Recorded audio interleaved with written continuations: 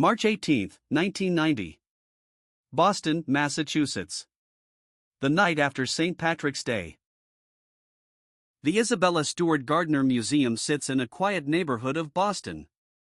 Inside a Venetian palazzo built by a Gilded Age widow, 15,000 works of art rest in rooms arranged exactly the way she left them when she died in 1924.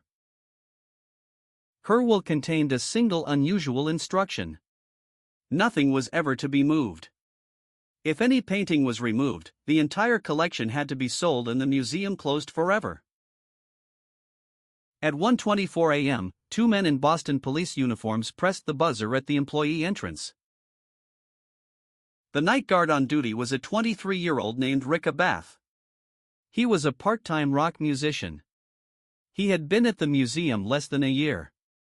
The officers told him they were responding to a disturbance report. He let them in. Once inside, the men turned to Abath. They told him he looked familiar. They asked him to step out from behind the desk. Then they said the words that ended his career. "Gentlemen, this is a robbery." They handcuffed him. They radioed for his partner, the second guard. They handcuffed him too. They walked both men into the basement. They wrapped their mouths, wrists, and eyes with duct tape. They taped them to metal pipes 10 feet apart. They then walked upstairs.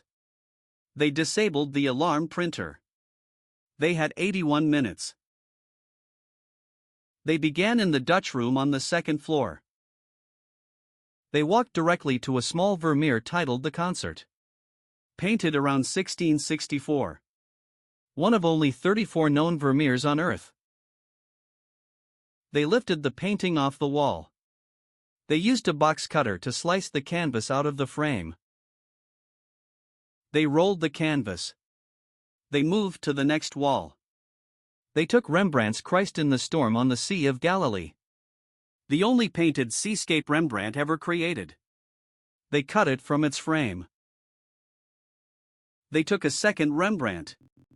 A small self-portrait etching the size of a postcard. They took a Govert Flinck landscape. They took a bronze Chinese beaker from the Shang dynasty. 1200 years old. They moved to the short gallery.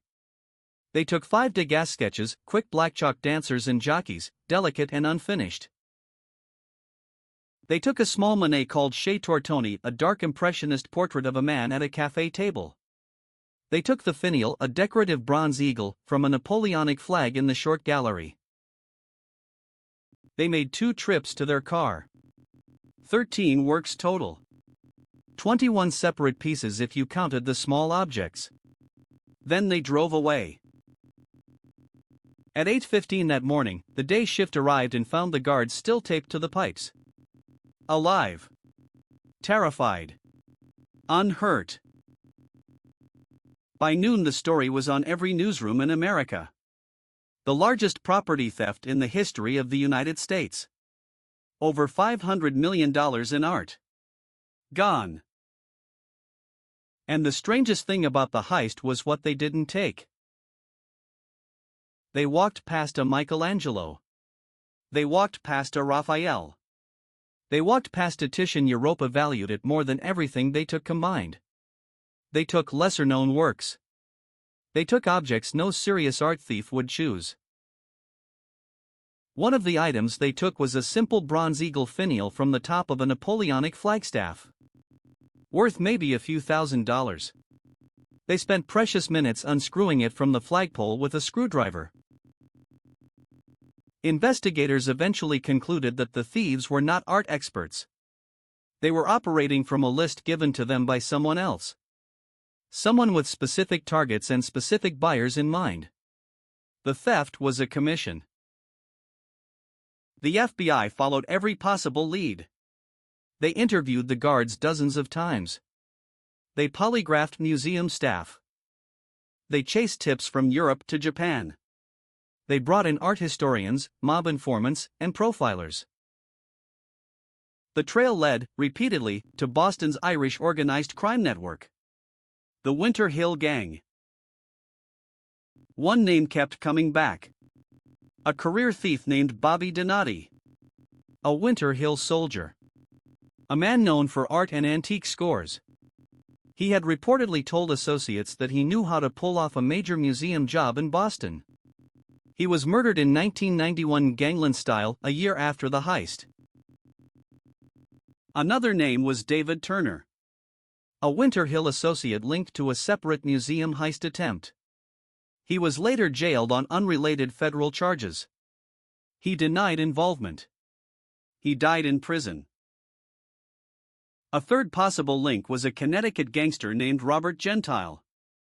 In 2012, federal agents searched his home. They found a sketch labeled Gardner. They did not find any paintings. Gentile died in 2021, insisting he knew nothing. In 2015, the FBI made an announcement. They said they had identified the thieves. Both men were deceased. They declined to name them. They said the paintings were the priority. In the decades that followed, the museum held the empty frames. Isabella Stewart Gardner's will did not permit their removal. So the frames still hang. Empty. On the same walls. In the same light. Exactly as the thieves left them. Every visitor who walks into the Gardner Museum today sees them. Empty frames for the concert. Empty frames for Storm on the Sea of Galilee. Empty frames that are promises kept to a woman who died more than 100 years ago. The FBI's reward for information leading to the recovery of the art has grown from $1 million in 1990 to $5 and then to $10 million. It is the largest reward ever offered for an art crime in American history. It is still active. No one has ever collected it. The paintings themselves are probably not in America anymore. The leading theory is that they left Boston within days, traveled to Ireland through organized crime channels, and moved onward, possibly to Europe or South America, as collateral in illegal arms transactions. Art historians describe the Vermeer as potentially irreplaceable. A Vermeer has not come onto the open market in a generation. If one were ever offered for sale at auction, it would break every existing record for any painting ever sold. It is almost certainly sitting, rolled up, in a protective tube, in a house or vault somewhere on Earth at this exact moment. Its owner may or may not know exactly what they have. The guard named Rick Abath became a central mystery of his own. Motion detector data from the night of the heist showed Abath's footsteps walking into the Blue Room before the thieves arrived. Then out. Then back past the Dutch Room moments before the break-in. Investigators noted that his route did not match the route he claimed to have walked. Abath was polygraphed. He passed. He was interviewed again and again. He maintained his innocence for the rest of his life. He died in 2018 at age 62 without ever being charged. Whether he was complicit, coerced, naive, or simply unlucky, we may never know. The heist changed American museum security forever. Every major museum reviewed its overnight protocols. Metal detectors at employee entrances became standard. 2 guard minimums were reinforced. Backup alarm lines. Time-locked vaults for night storage. But the Gardner Museum itself has changed less than you would expect. Isabella Stewart Gardner did not want change. The collection has been preserved in its 90-year-old arrangement. The museum has taken donations instead of replacing lost works. They built a new wing for exhibitions. And they kept the empty frames. Every single one. Hanging in exactly the place where the painting hung when the thieves took it. The museum treats the frames as a promise. A standing invitation. If the paintings ever come home, the frames are ready. Under federal law, the statute of limitations on art theft expired long ago. Whoever stole the paintings can never be prosecuted for the heist itself. The only prosecutable crime left is possession. That means someone could, in theory, return the paintings today and walk away free. The FBI has publicly stated that they are willing to negotiate. No questions asked. $10 million. The art in exchange. No one has ever taken that offer. The 13 works are the following: The Concert by Johannes Vermeer. Christ in the Storm on the Sea of Galilee by Rembrandt. A Lady and Gentleman in Black by Rembrandt. A Tiny Rembrandt Self-Portrait Etching. Landscape with Obelisk by Govert Flinck. Chez Tortoni by Manet. 5 Drawings by Edgar Degas. An Ancient Chinese Bronze Beaker. And the Bronze Eagle Finial from a Napoleonic Flag. Their combined value is now estimated at over $600 million. Some art economists say closer to $1 billion if a Vermeer were ever to enter the market.